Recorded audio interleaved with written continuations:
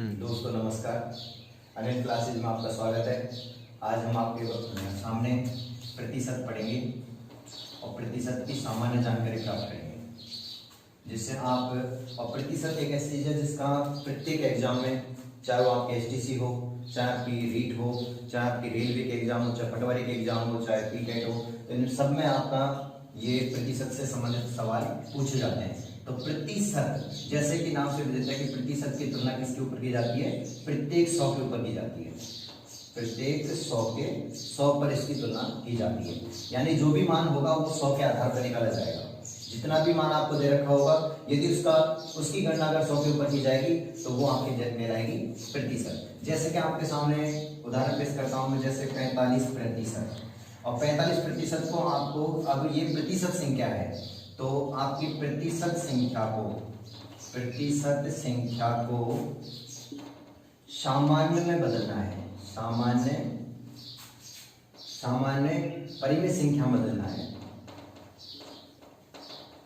संख्या में बदलो, इस प्रकार से आपको सवाल मिल सकता है। तो प्रतिशत संख्या को सामान्य परिमेय जो संख्या होती है, तो परिमेय संख्या उसे कहते हैं जिसमें अंश और हर दोनों आए। तो प्रतिशत संख्या को यदि सामान्य परिमेय संख्या बदलना है या सामान्य संख्या बदलना है, तो 45 में आप कितने का भाग दोगे? 100 का दोगे, क्योंकि प्रतिशत लगा हुआ है। तो प्रतिशत का अर्थ होता है 100 के ऊपर गणना की रखी है, तो प्रतिशत को हटाएंगे तो प्रतिशत की जगह क्या जाएगा? 100। अब इसको अपन काटेंगे, 5 से काटेंगे, 5 नाम 45, 5 से काटेंगे 20। तो ये हो गया अंश, ये हो गया हर, तो आपका उत्तर हो जाएगा 9/20। इसी प्रकार से जैसे मान लो 60% है, तो 60% को सामान्य संख्या बदलना है, तो 60 बटे क्या हो जाएगा? 100। 0 से क्या कटेगी?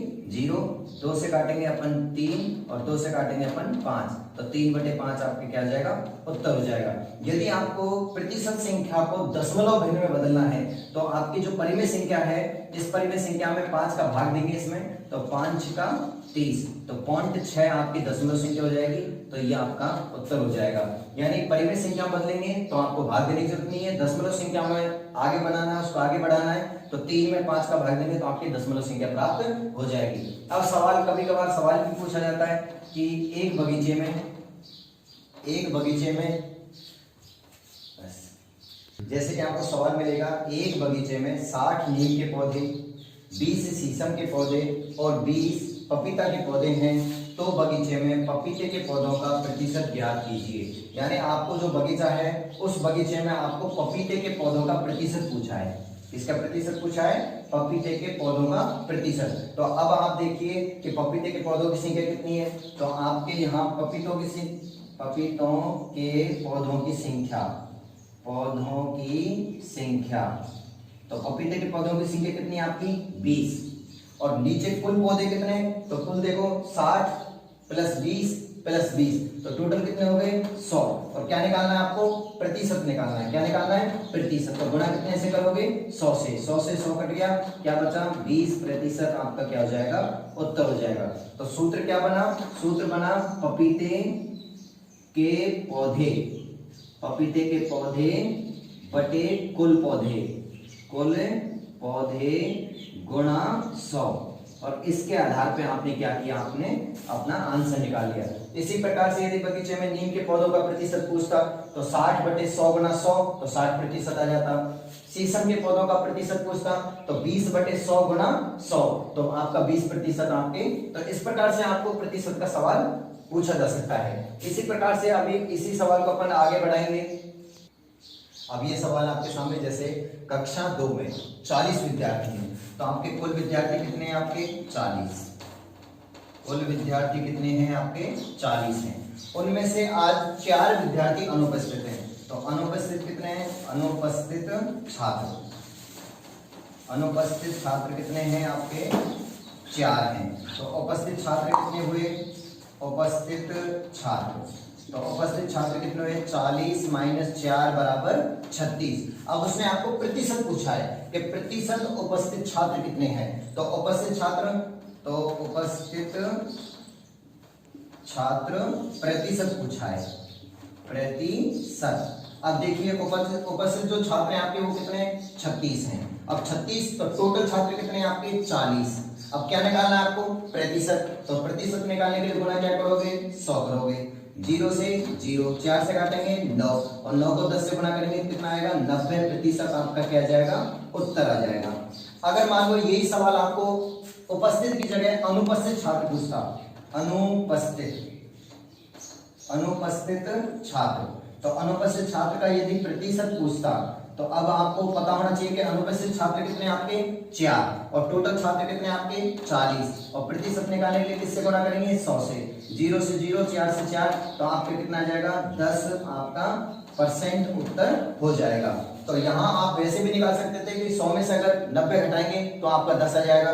तो आपसे जो पूछा गया है, तो आपसे पूछा गया है कितने प्रतिशत विद्यार्थी उपस्थित हैं, तो आपका ये आंसर हो जाएगा। तो आपका 90% आपका आंसर आ जाएगा।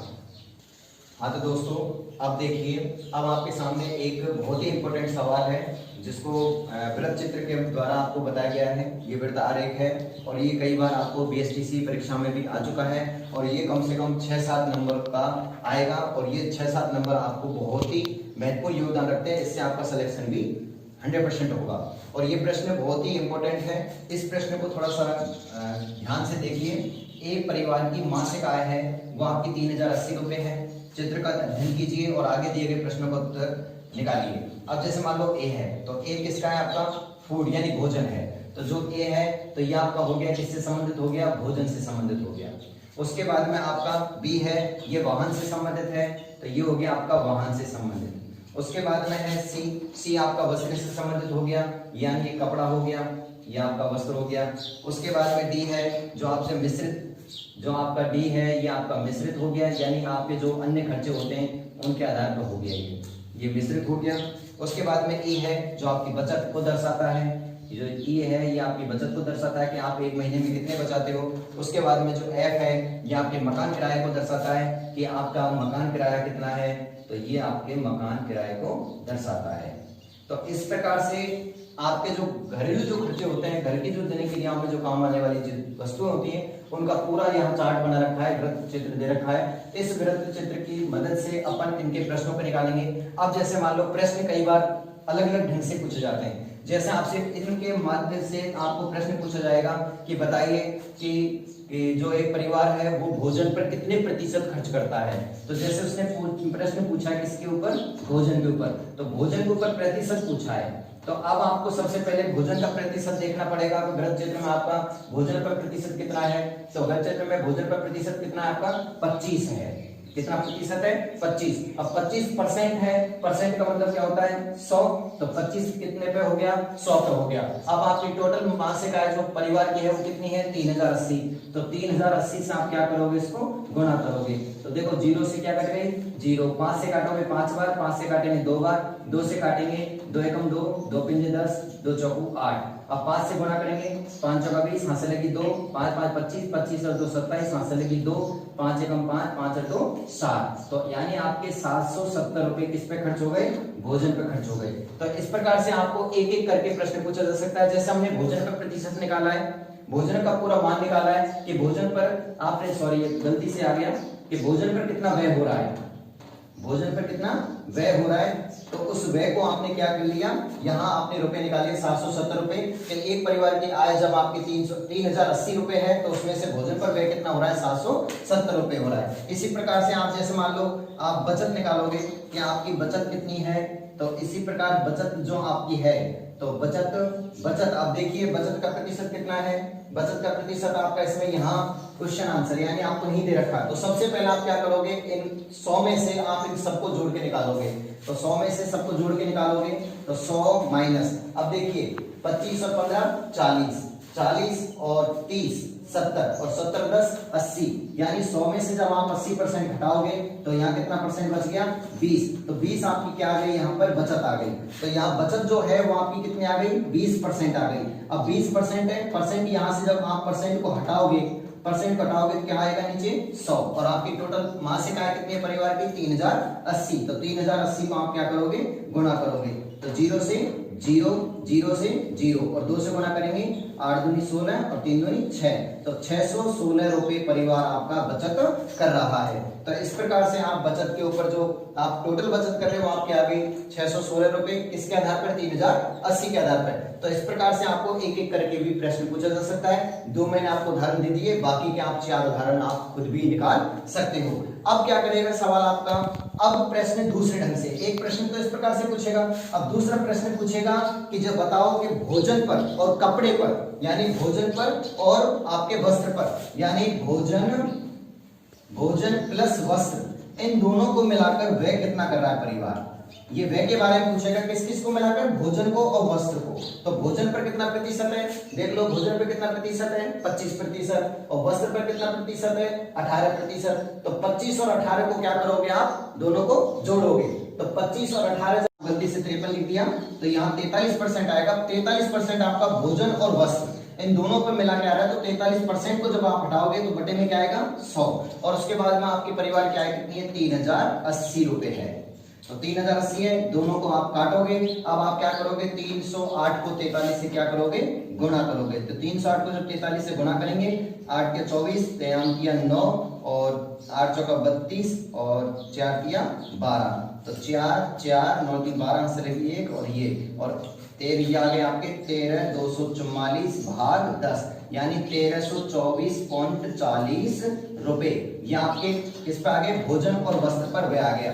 यानी जब परिवार 3080 रुपए कमाता है तो आपके भोजन और वस्त्र पर टोटल व्यय कितना हो गया? 1324.40 रुपए हो गया। तो इस प्रकार से आपको सवाल क्या करना है कि सवाल दो को भी मिला के कर सकता है, और इस प्रकार से जैसे मैंने आपको दो मिला के किया है, इस प्रकार से आपको 3 को भी मिला के सवाल पूछा जा सकता है। लेकिन ये बीएसटीसी की तरफ पर ये बहुत ही इंपॉर्टेंट सवाल है और कई बार परीक्षा में पूछा भी जा चुका है। तो इस प्रकार से इसको थोड़ा सा आप क्लियर कर लेना, और जहां भी अगर कोई समझ में ना आए या किसी प्रकार के आपको सुझाव देना हो तो कमेंट बॉक्स में आप कमेंट कीजिएगा, जिससे मुझे भी भूल सुधारने का मौका मिलेगा। अगर कोई गलती हो तो उसको में भी आगे अगला वीडियो आएंगे तो उसमें और भी सुधार किया जाएगा। तो इस सवाल को थोड़ा सा गहराई से पढ़ लीजिएगा, जिससे आपको आगामी भविष्य में काम आ सके।